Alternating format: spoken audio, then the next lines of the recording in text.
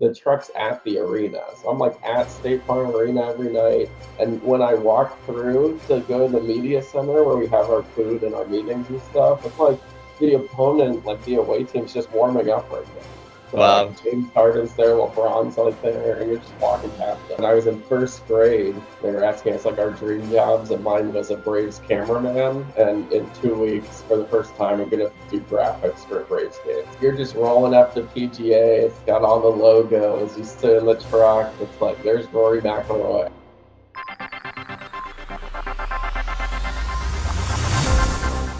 What's up everyone, my name is Václav Černošek and I'm the founder of Blue Lens Production, which is a media production company.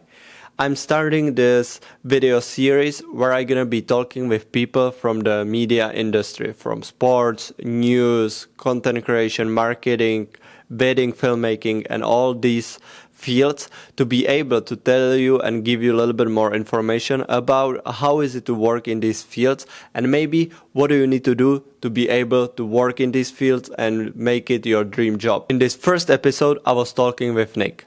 Nick graduated college last year and as of right now he's doing graphics in a live sports production. He's covering games of the teams Hawks or Braves in Atlanta and he also works with the PGA. So I hope you will enjoy this first episode and enjoy it. I would like to start a little bit from your childhood, ask you a couple questions. So when you were growing up, did you always had the passion to go into video production? I know you love sports. Did you have that passion into sports already when you were young? And did you see yourself that maybe one day that's what you want to do, that you want to work in sports industry and live production?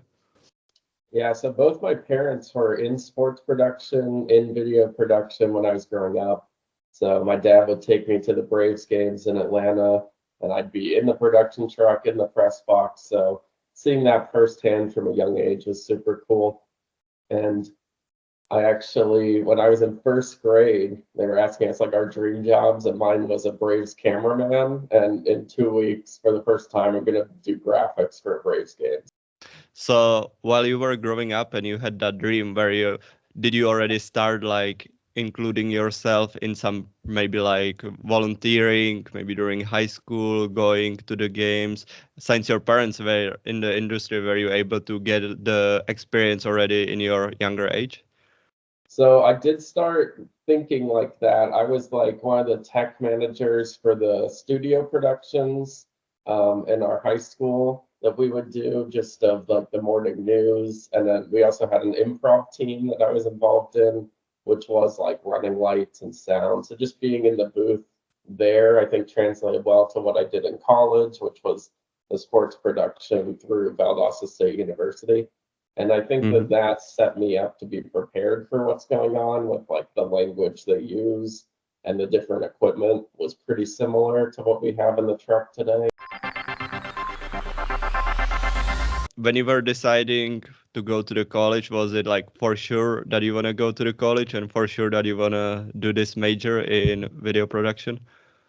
So we actually, my girlfriend and I, we went to Georgia College, which is in Milledgeville, Georgia, near me. So it's a lot closer, a lot more convenient. But specifically, their broadcasting was not as advanced as Valdosta State's was, and they also didn't have football. I remember so if I'm going to be covering basketball, softball, I want football to be included. And Yeah. Valdosta State offered that, and Dr. Walker was very plugged into the athletics.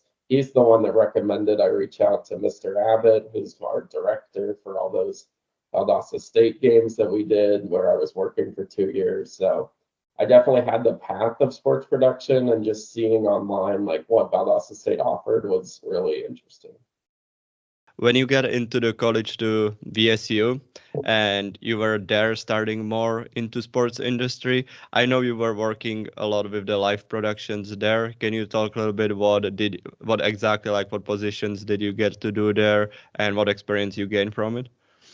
So our first day was, I remember, September 4th, 2021. It was the opening football game, and he had me in the end zone camera standing on like this platform So like I was up in the air, so everyone in the Uh-huh. stands could watch me, and I was not used to being on a football field yet, just recording.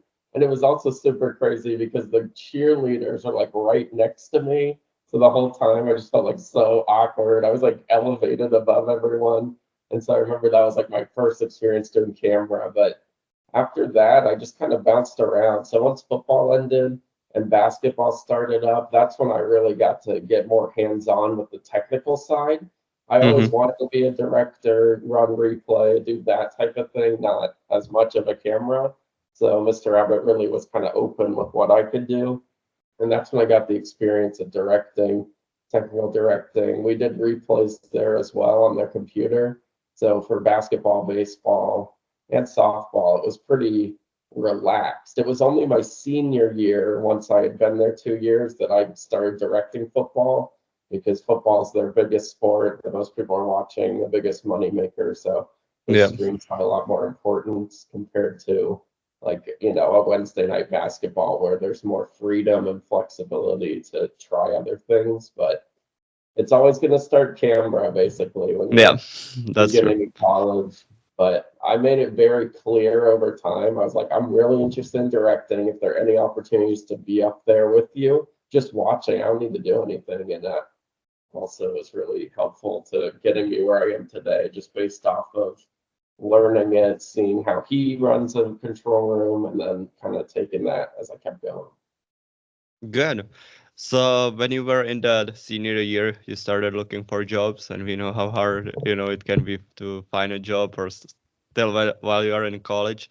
So how did this opportunity came up to you to start actually doing graphics for Hawks in Atlanta, PGA, and were you able to like get that job secured already while you were still in a college? And do you think what was the most important thing that maybe in college helped you to get the job? Maybe the experience that you did, or what was the main factor for you to actually get the job after the school?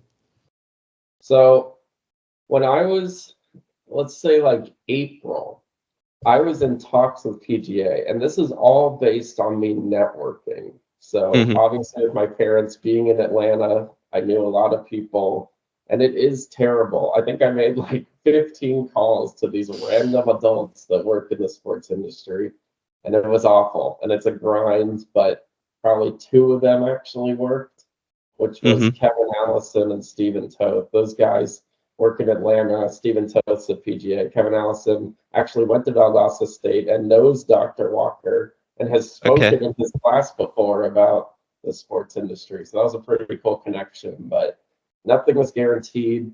I didn't start at PGA.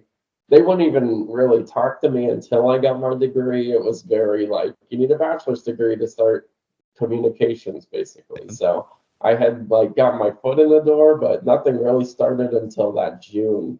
So it was like two Hmm. months. I had no idea from May to June if I was even like in.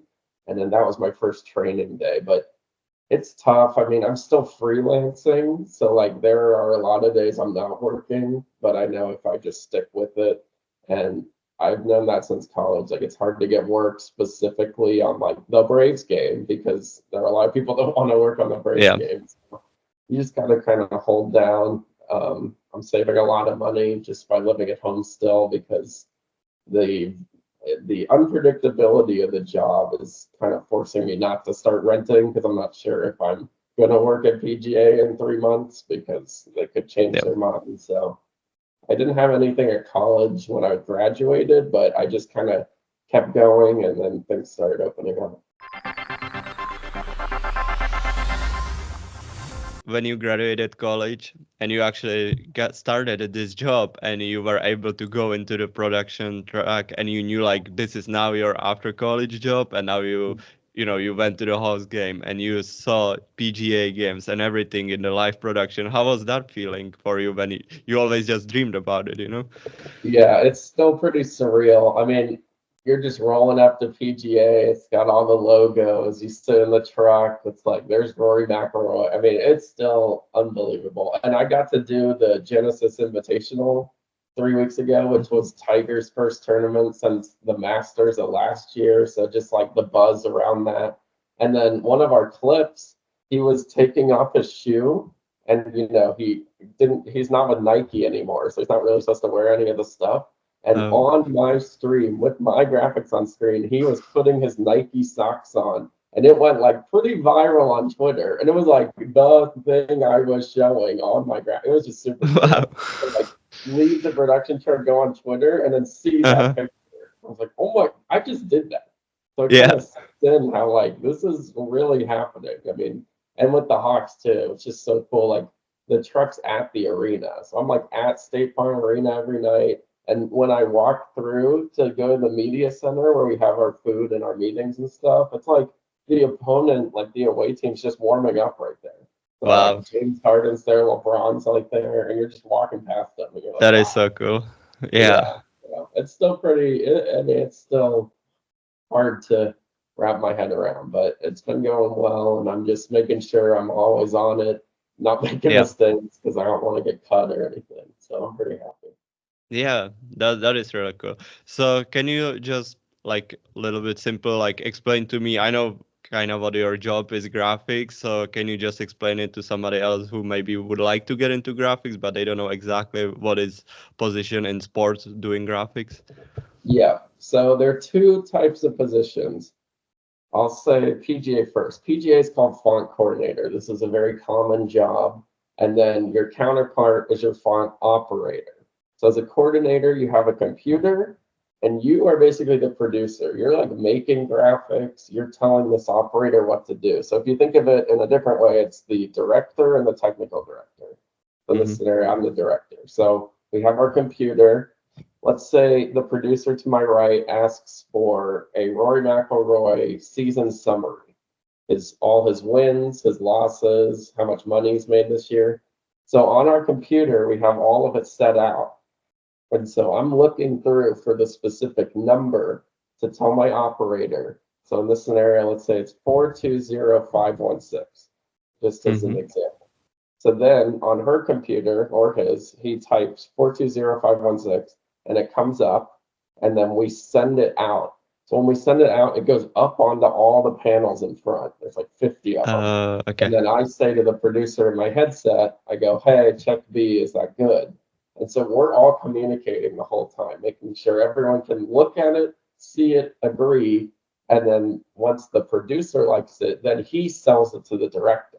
So it's four people making sure everything looks right, which is great for me because if I call up 420518 and it's not the right thing, I have her or him to tell me, or the producer to tell me, I have the director to tell me. So it's a great job to start out with because it's a lot of like, oh, that's not right. Let's fix it. It's not straight to air and no, everyone just saw that. So it's kind of like the training wheels, which I really like because I've been doing that like a year, and it's giving me a lot of like, okay, let me quadruple check. I'm just learning little things that might cause some hiccups, but I'm getting through it. So that's the job at PGA, which I like a lot. I like the font coordinator. But at Bally, it's called the Bally bar. So it's that lower graphic you see in sports with the score and the time. And so that one, you're mainly like overseeing it, which is why I like PGA better because it's like me talking to them. So in Bally, it's less hands-on, but it's still important because if the score's wrong, the score's wrong, So it's just little things like that. You're keeping score, you're making sure the timeouts are correct. In basketball, the bonus is there. In baseball, the runners on base, you're in charge of that. So it's just making the scoreboard correct, more important than doing it quickly or doing it in a fast way that might cause mistakes. It's just getting it right. So in both jobs, they're both dealing with graphics, but they're just different in how they operate. Makes sense. So you actually need to watch the game and see who's making the points to put the points in there. And it's very evident when people that don't really like sports are doing it because it is not working. And same with font coordinator, like at PGA. If you don't know golf, like you're gonna have some problems. So it's that's what I was thinking. You got to be knowledgeable for sure. So right now you're doing this. I think it's good if you're already in the field. You can meet a lot of people, right? Since you get your foot in there, you can now meet new people. What is from now that you would like to go? Maybe in a future, in few years, where is your future goals that you want to go to? So PGA is actually redoing their studio next year, and it's Okay. going to grow. So staying there would be big for my career of like, this is a job that is going to happen every year and they're going to use me a lot. But Valley is regional. So if I were to move on from Valley, you would go to national from just the region of the Southeast to the entire country. So their Mm-hmm. opportunities, Fox, NBC Sports, Peacock, all those types, CBS, they do games every night. So if I could make it's like two different ways, PGA all Yeah. the time, or like I'm going to travel and I'm doing it all across. But I think mainly it would be getting off of graphics and being in that producer role because they can shape the show. They're talking to the talent. I just think like the responsibility they have is super cool and it would be something I'm working up to. But everyone starts at graphics just like everyone starts at camera. So Yeah, that's true. I'm working my way through. But producer at either like the Super Bowl or just like that PGA for the next 2 years would be great. Is there something that you would say maybe to people that are still in a college or in a high school that would like to pursue their career in a sports industry? Is there something that they could do to open their door maybe or get maybe more experience while they're at school or something that would help them to get the job after they graduate college? So obviously my path is very specific. I helped out in the like plays, the art department of doing that technical side. I do think that's helpful, but I think the key is in college, once you're there, start looking for that sports production. There are college games at your campus every single night, whether it's baseball, basketball, softball, football on the weekends. So there's always people that are needed. And a lot of schools they use ESPN Plus, but they're still letting kids do the other jobs. Like when ESPN came to Valdosta State for a playoff game, I was still doing down and distance. So I had a Mm-hmm. headset on. They would get tackled at like the 34, and then all I would do is say 2nd and 6, and then the producer would go, "Great, thanks," and then he'd type it on the graphics and send it. So there's always something you can do, and because I got that, I could hear the director, the commentator, everyone in my headset, and I was like, "Oh wow, look at how they said that. They said head to toe. Now I know it's a wide shot." Or they go tight on his face, then you can hear them saying it. So just the communications being on headset is super helpful, and I think trying to get onto that sport production team is just as close as the real thing as you can get because night in and night out it's very similar to what Mr. Abbott, Dr. Walker, all those guys were doing. So just volunteering, being social, being excited about sports, people are going to notice your initiative and hopefully everything goes well for you. Good, man. That's for sure helpful. Thank you so much for coming here and talking to me today. I hope you enjoyed this first episode with Nick. I think you can get some good points if you are maybe in college and you want to get into video live production and especially sports. You might need to start in graphics. Maybe you learn something from Nick. What do you need to do still while you're in school? But even if you're already graduated and you're maybe starting to get into sports industry, you can watch this video and get something from it. Share it with your friends. Share it with people who do you think might be this video interested in. If you are a content creator, filmmaker, working in media, you would like to be in these videos, let me know. I would like to talk to you and share your story because people like me who like to film videos love to hear these stories and it inspires us and we can learn from it for our lives. So please hit the subscribe button so you don't miss any future videos. You can follow me on Instagram at Blue Lens Production, where I'm posting my work, where I'm also sharing other work, and I'm posting there about my guests and all important information. So I will see you at the next episode, and thank you for watching.